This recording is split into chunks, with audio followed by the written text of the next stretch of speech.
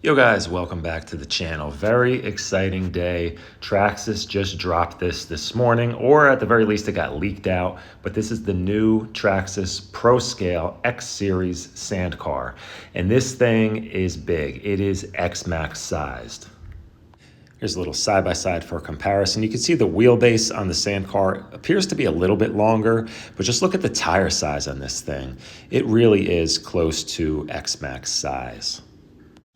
Retail price, as listed on the Traxxas website as of now, is $1299.95 plus tax, of course. So that is a lot of money, but let's go over some of the specs here and see if this is going to be worth it.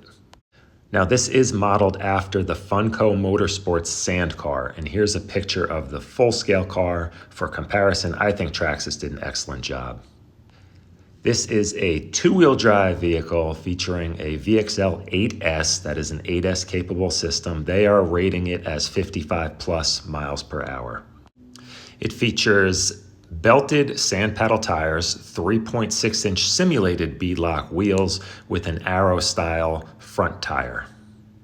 I would definitely like to see in the future some type of a alternative, like an all-terrain style tire that would make this truck a little bit more versatile in what type of terrain you can run it in instead of just sand and or snow.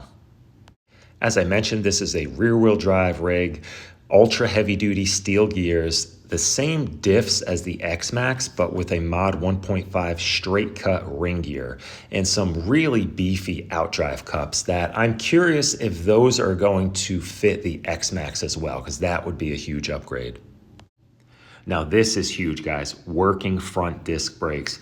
With a big fast car like this, you know that just stopping those rear wheels is not going to be enough. So this has working front disc brakes. It uses a 2075 servo that actuates some calipers that clamp down onto stainless slotted brake rotors, has some braided steel cables actuating those, and really looking forward to see how well this is set up. Apparently it looks like there's a proportional setup that will ensure you're getting equal braking front to rear. It has like a spring-loaded, almost looks like a shock absorber up front. But I'm guessing that this is a mechanism that just provides an equal amount of force front to rear and also left and right. Handling the steering on this beast is a Metal Gear 2085XL servo. It is a 450-ounce servo with a double shear servo horn on it. And I'm assuming it is a 5th scale size servo. It doesn't really list the size in the specs at this point, but it looks pretty large.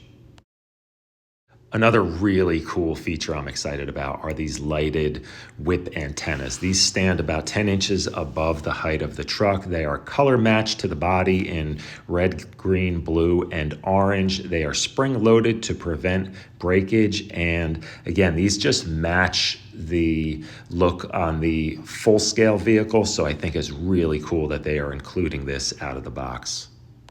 This appears to also have some nice LED light pods located up front, so I think that's a really cool touch. And of course, you get this really nice scale interior with 4 seats and a driver and a passenger figure. It also has a super scale looking engine with a supercharger on it, simulated beadlock wheels. I think this thing looks great. They did a very good job replicating the full-scale vehicle.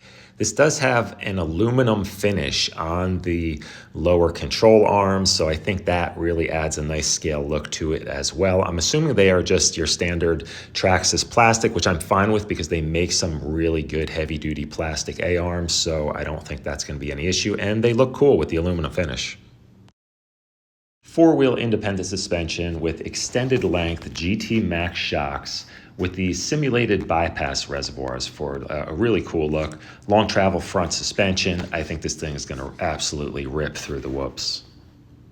Now, as far as durability goes, time will tell, but it appears to have a nice heavy-duty roll cage on it, and they're calling it a clipless body. So it seems that it has these self-energizing latches that when you just lift up on them, they release, and I would assume when you press back down on it, they will re-engage and hold that entire cage down onto the chassis. So really cool. Interested to see how that works out.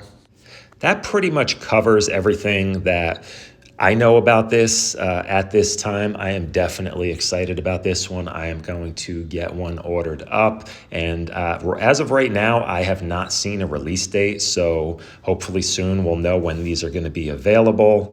I know the price is a bit steep, and that's going to be a limiting factor for how many of these are sold. But so far, it appears that you really do get a lot of value in this truck. Let me know what you guys think. Are you interested in this? Is the price going to be a major factor for you?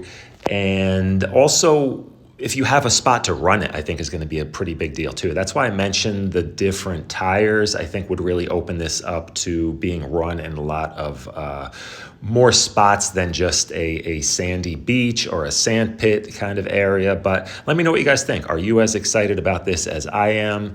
And hit me up in the comments and I'll get back to you. But stay tuned, guys. I will have this thing up for a test and a review as soon as I can get my hands on one. Thanks for watching. Later.